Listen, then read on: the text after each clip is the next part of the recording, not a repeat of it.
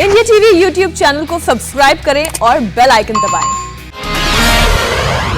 कांग्रेस के पूर्व अध्यक्ष राहुल गांधी की प्रेस कॉन्फ्रेंस अब शुरू हो रही है। राहुल गांधी ने आज ट्वीट कर बढ़ती महंगाई को लेकर पीएम मोदी पर तंज कसा। अब राहुल प्रेस कॉन्फ्रेंस में क्या बोलते हैं, सुनते हैं। के बीच में उपस्थित हैं, मैं उन्हें आग्रह करूंगा कि वो सीधे आपसे अपनी बात कहेंगे। आदरणीय राहुल जी। नमस्कार। Thank you for coming here today.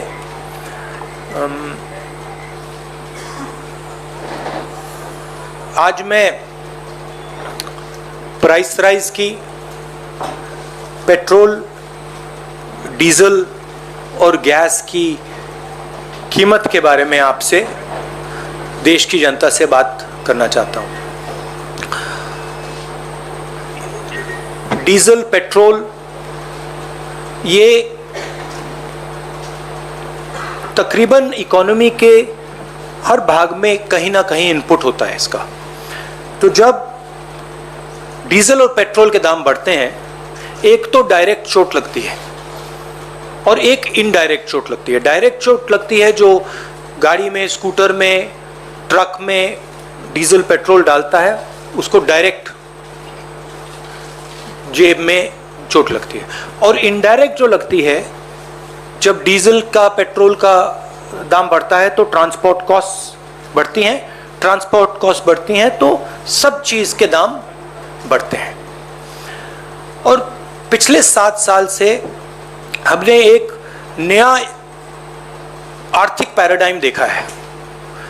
एक तरफ डीमोनेटाइजेशन, दूसरी तरफ मोनेटाइजेशन। ये एक तरफ डीमोनेटाइजेशन, दूसरी तरफ मोनेटाइजेशन। और फाइनेंस मिनिस्टर ने कहा, मोदी जी ने पहले कहा था मैं डीमोनेटाइजेशन कर रहा हूं, और फाइनेंस मिनिस्टर कहती रहती है मैं मोनेटाइजेशन कर रहा हूं। तो जनता ये पूछ रही है कि मोनेटाइजेशन किसका, डीमोनेटाइजेशन किसका? क्योंकि मोनेटाइजेशन हो रहा है तो किसी का तो हो रहा होगा, और डिमोनेटाइजेशन हो रहा है तो किसी का हो रहा होगा। तो मैंने आपके लिए, मोदी जी के लिए बहुत अच्छी तरह लिखा है। देखिए, डिमोनेटाइजेशन किसका हो रहा है? किसानों का हो रहा है, मजदूरों का हो रहा है, जो छोटे दुकानदार हैं, मिडिल साइज बिजनेस वाले हैं, स्मॉल बिजनेस वाले हैं, उनका हो रहा है, एमएसएमईज का हो रहा है, सैलरीड क्लास, सरकार के जो एम्प्लॉइज हैं उनका हो रहा है, और जो ईमानदार इंडस्ट्रियलिस्ट हैं उनका हो रहा है। अब मोनेटाइजेशन किसका हो रहा है?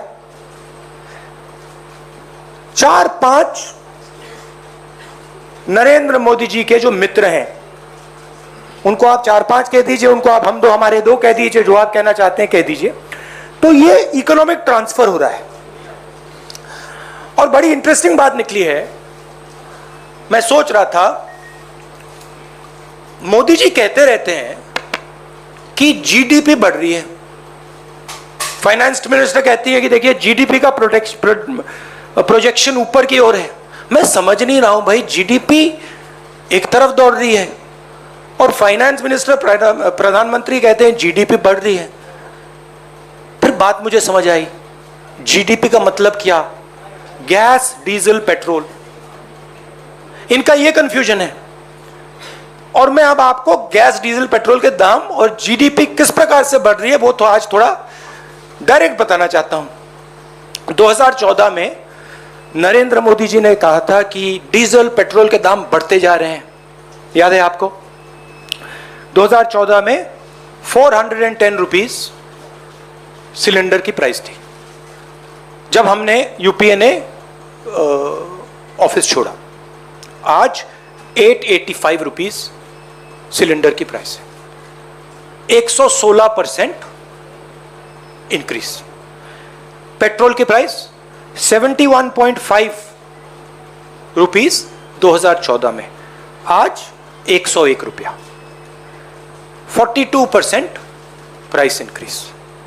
57 रुपीज डीजल, 88 रुपीज आज, 55%, 55% इंक्रीज। अब मजेदार बात यह है कि कोई आर्ग्यूमेंट कर सकता है कि देखिए ये तो इंटरनेशनल रेट बढ़ा है, इंटरनेशनल मार्केट पे डीजल पेट्रोल का दाम बढ़ा होगा, इसलिए हिंदुस्तान की जनता को चोट लग रही है, इसलिए ये पूरा मोनेटाइजेशन डिमोनेटाइजेशन का तमाशा चल रहा है। मगर अजीब सी बात यह है कि जब यूपीए की सरकार थी 2014 में तो 105 रुपीज कच्चे तेल का दाम था, आज 71 रुपीज है। 32% ज्यादा था हमारे टाइम।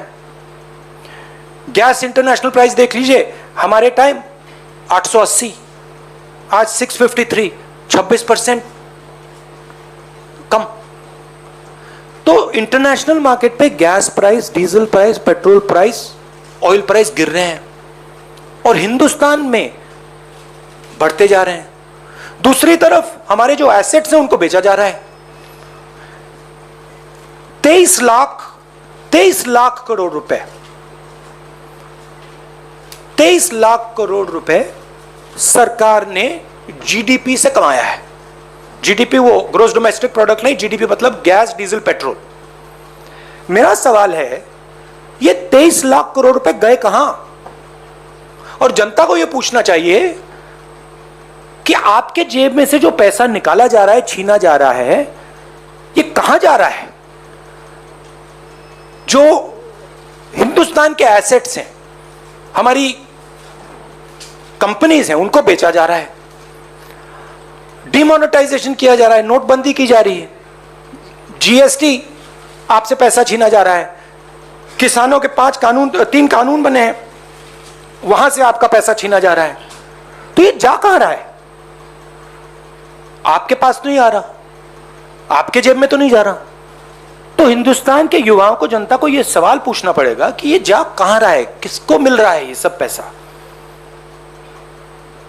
अब अंग्रेजी में बोल देता हूं। डू आई नीड टू से इट इन इंग्लिश और can I just you like me to say it in English? Do you want me to say it? Very broadly in English? Huh? Broadly, the government has a new concept of GDP. New concept is an increase in GDP means an increase in gas, diesel and petrol prices. Over the last 7 years, they've earned 23 lakh crores from an increase in diesel, petrol and gas. Every single person is affected by this. There are two effects. There's a direct effect and an indirect effect. The direct effect is when people buy fuel for their scooters, their cars, diesel for their trucks. An indirect effect is when the price of diesel, petrol rises, the price of everything rises because transport costs increase. So the country is bearing a massive cost as a result of this dramatic increase. I just go into the details. In 2004, when we left office, gas price was 410 rupees a cylinder. Today it is 2014. The gas price was 410 rupees a cylinder. Today it is 885 rupees. 116% increase. Petrol was 71. It's now 101, 42% increase. Diesel was 57, now it is 88, a 55% increase. And the interesting thing is, people could argue that prices are rising, diesel, petrol prices are rising because international prices are rising, but that's not the case. छोटे से break के लिए मैं यहां पर रुकना, जल्द वापस लौटेंगे बड़ी खबर पर।